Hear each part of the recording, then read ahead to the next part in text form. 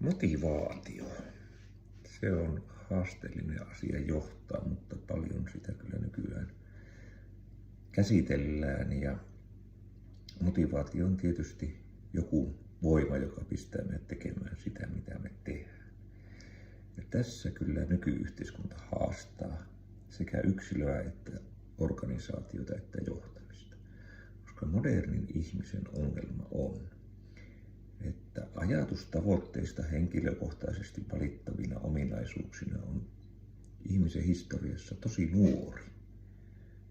Mutta tavoitteita on pitkään säädellyt erilaiset perinteet ja kulttuurin normit.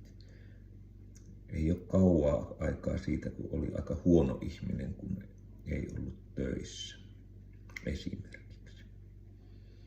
Ja vielä kauemmin meidän historiassa niin motivaatiota on ohjannut hengissä selviytymisen realiteetit.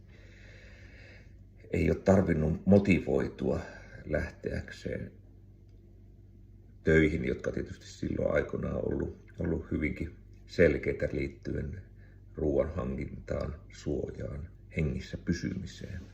Mutta nykyään on paljon toisenlainen tilanne, mikä on tietysti hyvinvointiyhteiskunnassa tosi hyvä asia. Ei meille käy kuinkaan, vaikka meillä ei ole töitä. Eihän se aina kiva ole. Toisille se on kiva. Suurimmalle osalle tuskinpa. Mutta miksi motivoitua lähtemään johonkin sellaiseen työhön, mistä ei välttämättä tykkää? Kun joskus se oli se, että sai vaikkapa rahaa, että pysy hengissä. Mutta tänä päivänä sillä ei välttämättä sillä työstä saatavalla palkalla ole mitään merkitystä yhtään mihinkään.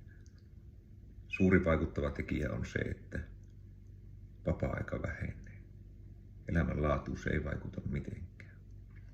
Ja miten tästä tullaan sitten ylös ja korjaamaan tämä tilanne, niin siinäpä olisikin suosittu postaus, joka sen osaa sanoa, mutta joka tapauksessa elämme aikaa, jossa ihmisen työhön motivoitumista haastetaan enemmän kuin koskaan.